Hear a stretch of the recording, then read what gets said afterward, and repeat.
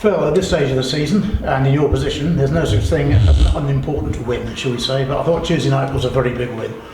It was a good performance all round, Trev. To tell you the truth, I think we prepared well for it, and what I mean by that is you come into the game in a rich vein of form. It's quite easy to overestimate the opposition because you're not doing your job properly. You know, and what I mean by that is I think the players I think their feet are firmly on the ground with regards to how we're playing, with regards to the approach that we're putting in and giving to every game. And Brackley, I don't like keep saying big games, you know, because each game that you play and each game that you win, the next one becomes even bigger. So in terms of size of games, you look at league tables and you're trying to measure them, you know, what's the opposition going to throw at you? You know, well, the league table tells you that they're a decent side. And then Scunthorpe, the league table tells you that they're a decent side, but the league table also says that we're a decent side. And the plaudits that we've been getting all season, I said to you, it's all wrong and good getting plaudits that you're the best footballing team in the division, but come the end of the season, all that matters is finishing first. And then whoever does finish first is the best footballing team, because football has its guises in different styles, different ways of approaching the game, you know, style of football, all the different traits that you're getting in the modern day game.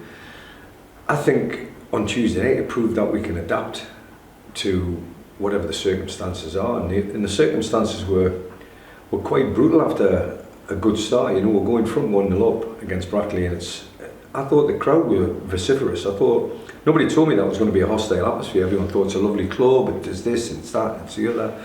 But until you sample going a goal up and then pressure mounting and then people start screaming blue murder from the touchline, then you realise what it means to people.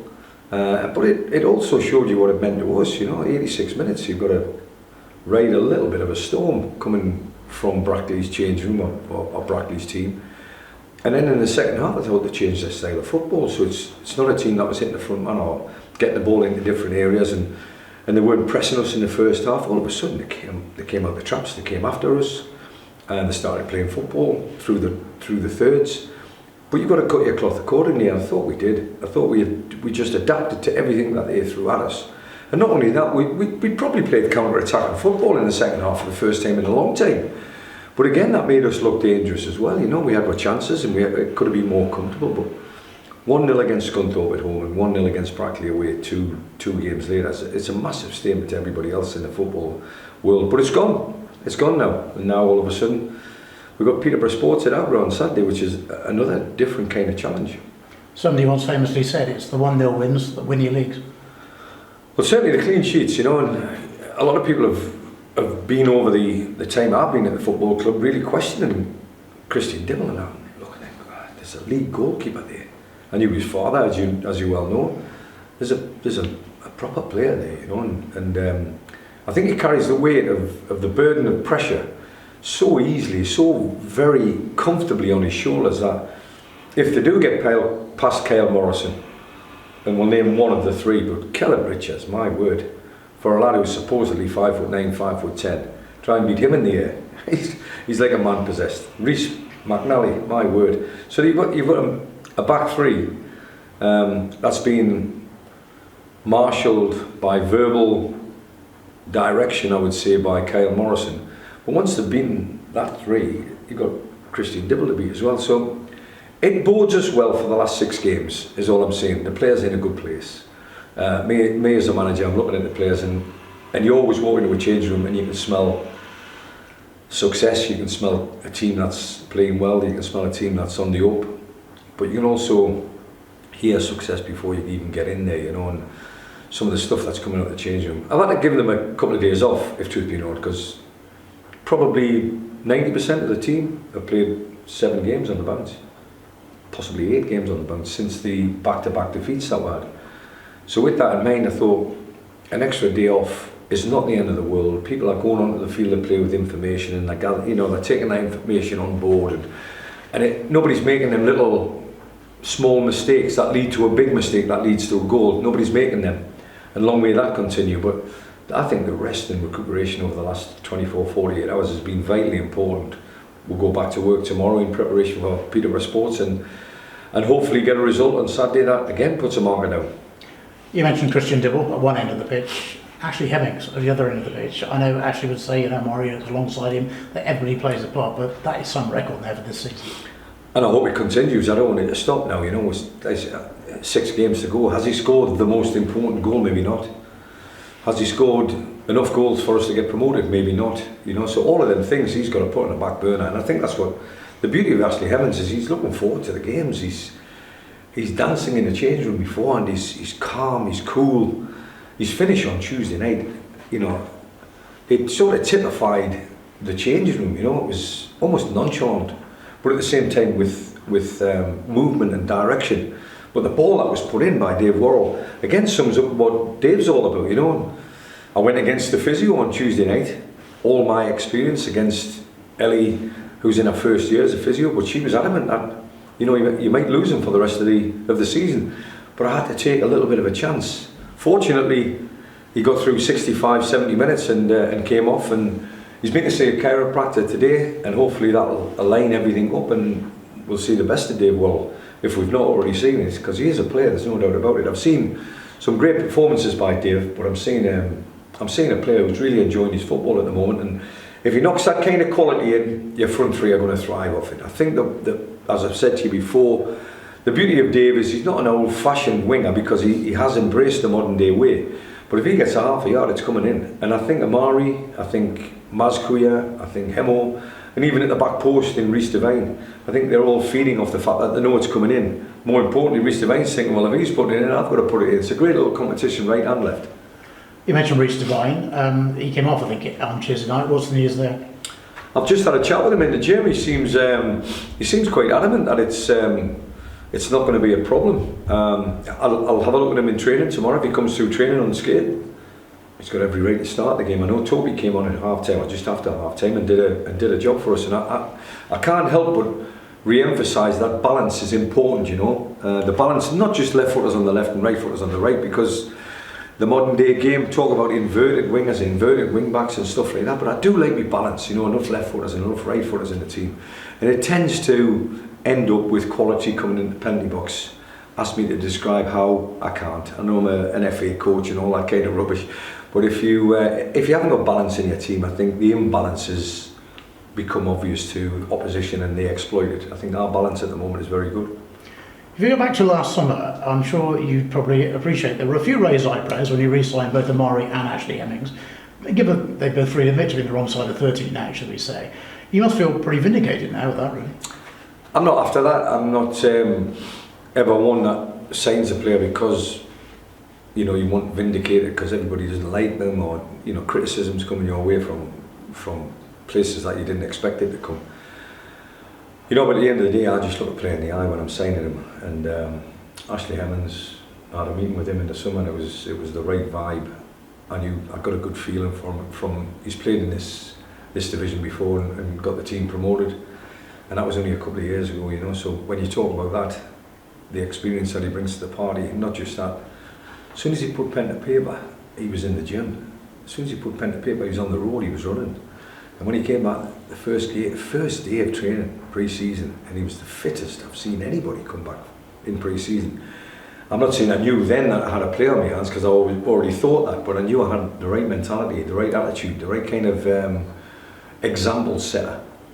And he would never have said, probably 3, 4, 5 years ago, that he used to set examples. He's an example. He's exemplary what he does at this moment in time. Along with Amari, he was controlling the change room because they wanted their Christmas party, and they collected money left, right and centre on a Monday morning. It was like being in court. People were coming in and paying money and fines and stuff like that. It was brilliant what they were creating, and it's down to them. It's not down to me. It's down to them. But it's not just them too, And yes, I can be quite happy with my work as a manager, re-signing them too, against probably public opinion. But as a manager, you've got to go with what's here and your gut feeling, and that's the most important part. And I get a good feeling from them too. And as I say, I keep on saying it, Trev, but long may that continue. Back here then this weekend and Peterborough Sports. As you say, they're all big games from now on, really. Yeah, it'll be a toughie. You know what they're like. I think it took a red card to start off the winning performance at Peterborough Sports, if I remember rightly. And I think it was the player manager at the time. He lost his way on the field of play. But I think that was down to the pressure that we were putting him under. He was playing centre half that day, and when he got the red card, I thought, ooh, you know, sometimes you can lose your head in these situations, as we've witnessed many times. But again, it was one of them where that got us on the up. We got a goal, I think, just before that, and I think that's why he lost his rag. And then the second half became a little bit more comfortable. But these games are never comfortable, even 10 against 11. If it takes a red card on Saturday to win the game, hopefully it's a red card to Peterborough Sports and not us. But yeah, I think in the vein of form that we're in, I'm after a level of consistency. The players are providing that. And my job basically is to demand that kind of consistent performance. And if I get that on Saturday, it'll be enough. To mix my sporting metaphor, shall we say, at the moment I look at Harriers and think you're a bit like sort of the 1500 metres race. You're coming into the home straight, you're just off the shoulder of the leader in Scunthorpe. Not a bad place to be, really, because pressure's overused. I know that word is overused, but nonetheless, you know, the pressure is on them, really. You're looking for a little flow, a little drop in form. You're looking for a little whatever in their character.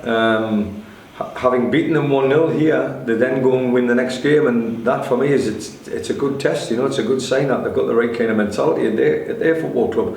What Scunthorpe do is nothing to do with us. All we can do is keep the pressure on Scunthorpe by keep winning games. So I'll be focusing on our change room and, more importantly, our performance on Saturday. That's all I won't even be looking at the league table, Trev. You know what the score is. I know what the score is. I think everybody does. But we've got 6 games to go and it starts on Saturday. So forget about the previous 40. Yes, you get an opinion about yourself, and everybody else has got an opinion about us as well. But you know, I want that level of consistency, that level of performance, and it's about preparation and making sure come 3 o'clock we're ready for them. I know it was before you arrived at the club, but every Harriers fan is probably going to be thinking this hasn't half got echoes of 2 years ago when they went on a tremendous late run to get into the playoffs. So it's another good run at the moment. Runs are all about preparation, runs are all about timing and the issues that you get in the change room. You know, the back-to-back defeats that we've made reference to Marine and Spennymoor. I look at Riley Reynolds on the training ground today and I look at that and think, well, if he's not in my team, we must be one hell of a team. Because Riley's a player, but it was that sending off that made me think, maybe change the system, maybe think maybe 2 in midfield's enough instead of having a 3rd one in there. There was lots of things that I was thinking about when you lose a player like Riley Reynolds. You know, how am I going to replace him? But it has to be said, Cam Candler going into midfield was an unbelievable timing of Cam going into that middle of the park. He now protects the back 3. I've now got wing backs that are going forward with an aplomb and quality that I've been demanding all season. Zach Brown's got a new lease of life because the sitting midfield players now providing that. All of these things were down to the fact that Riley Reynolds got sent off. So sometimes even in the face of adversity you can come out not smelling of roses, but at least if you're thinking straight, if you've got the right mindset and the right group of players, then you can come out with something positive. And the run that we're on since them 2 back-to-back defeats has been not on the fact that Riley Reynolds got suspended, but just on the fact of consistency in performance, consistency in team selection, and not as many injuries as I was picking up around that time. That's going to be key in the next 6 games, guaranteed. If I don't get any injuries between now and then, and I'm keeping the same team, it's for one reason and one reason only: we're winning games. I understand you've supplemented the squad. You've brought in a young lad, Finn Roberts. Yeah, I thought I'm looking at keeping the pressure on the front 3. Am I going to play Finn Roberts on Saturday ahead of Maz Kuya? No. Am I going to play Finn Roberts ahead of Ashley Evans? No. Am I going to play him ahead of Amari Morgan-Smith? No. But the same applies with Charlie Lutz. The same applies with Ben Beresford. Seb's got out on loan. He'll come back soon. Will I be putting him straight in the team? If they're still in the rich vein of form, it's as simple as it gets, you know. And it won't take 1 bad game. It'll probably take 2, maybe even 3. But if they dry up and they stop scoring, then I need as much pressure as I can put on them as possible. But even without pressure, I think the way the shirt were played, I think them 3 in particular, if you remember rightly, over the Christmas period, I think Maz Kuya fell by the wayside because he had an illness. And all of a sudden, Topi Obideyu stepped up to the plate. I remember Radcliffe, I think, was away. And Toby scored, and next thing you know, he's getting 2 and 3 goals in 3 and 4 games, and Maz Kuya's staring at the bench for a player of his standard, that means your team's winning. That's all I'm after. That's all I've ever been asking for. You know, 2 players for each position. I've not quite got to the 2 players for each position, but I have got a good squad, and I've got a squad that I can see the bench are hopefully now chomping at the bit. But also, when an opposition's manager is looking at the bench and going, "Wow, look at that on the bench," that's normally a telltale sign that we're strong on the pitch. If that continues between, as I say, now and the end of the season, it means we're winning games. As I understand it, Finn Roberts, he's about 18 or so, but he was had a spell at Chester, so he knows this level. Knows this level, had a couple of goals at Chester, a couple of assists in I think it was about a 5 or 6 game spell. He's trained with us this morning. He had a little bit of a chest infection after training. Whether the training was too hard or what, I don't know. But I'm going to have a look at him tomorrow to assess whether he's strong enough, as in terms of the physical side of the game, to be on the bench. Because as I say, we've got players chomping at the bit here. But that competition with places, the ones who are playing, looking over your shoulders, it's not a bad place to be, you know, if you're looking over your shoulder and then you're focusing on what's in front. And I think that's what Ash Evans, Amari Morgan Smith and Miles Couey have got to continue to do. And if they do, as I say, it means we're winning games. Final one from me, Phil. Luke Summerfield, Alex Penny. What are the chances of them being in contention between now and the end of the season? Luke, I would have said more than Alex. Luke's been on the training ground, not in the first team training sessions, but he's been in and around the training sessions, and he's done 1,000 metres on a couple of occasions. Fitness levels is 2 or 3 different fold, you know, strength and conditioning work, there's running, and then there's when you get the ball out. And when we get the ball out, I want to see that Luke Summerfield can dictate the play. Once I see that, he's ready for action. We've got a game behind closed doors, I think, on Monday, Tuesday next week. And I'm not saying it's too early for that game, but he might be able to play a little bit in that. If he does, it's the start of a long road back, you know. But at the end of the day, I've just got to be looking at 5 or 6 weeks down the line and where Luke Summerfield will be. Alex Penny's still sort of in the gym, you know, he's not actually been on the training ground yet. But who's to know? You know, if I get 1 or 2 games out of them, needs must, you know, it's because the squad's demanding it, you know. I've said to Charlie Tonks, even it's deadline day today, you know, have we got enough bodies to get us over the line? Because that's the main part, and it's not just a case of numbers, it's a case of the quality that comes after the first 11, after the second 11 if necessary. Have we got enough bodies? And we think we have. That's great, thank you very much. How are Cam and Joe? I know that we're hopeful that Cam's injury wasn't too serious. What's the latest on the 2 of them? Cam's still with a physio, but he's sort of got the demeanour of a guy with a smile on his face, like he knows he's not far away. Joe Folks trained fully today, and he's knocking at the door. Is that his first full session? Yeah, he's banging at the door. He wants to play. He's like that, you know. And does he deserve to play? Probably from what he's contributed up until the Oxford City injury, you would have said, wow, he's one of the players that was first on the team sheet before that day. But now all of a sudden, having stuttered a wee bit trying to replace him, Dave Worrell's now stepped up to the plate. 7 games out of 8 and missed 1 of the games, and we still won that game. But you know, it's one of them positions it's key to a couple of things, you know, defending your back post area as a wing back, but also providing crosses. And I think he's watched Dave Worrell and thinking, wow, maybe I can do a little bit more, maybe I should be doing a little bit more going that way. He can do plenty going that way, defending, and he probably does more than what Dave Worrell. So as I say, it's about getting that balance, about when to throw him in, and if we need to change system and play the both of them, that might be the key to it.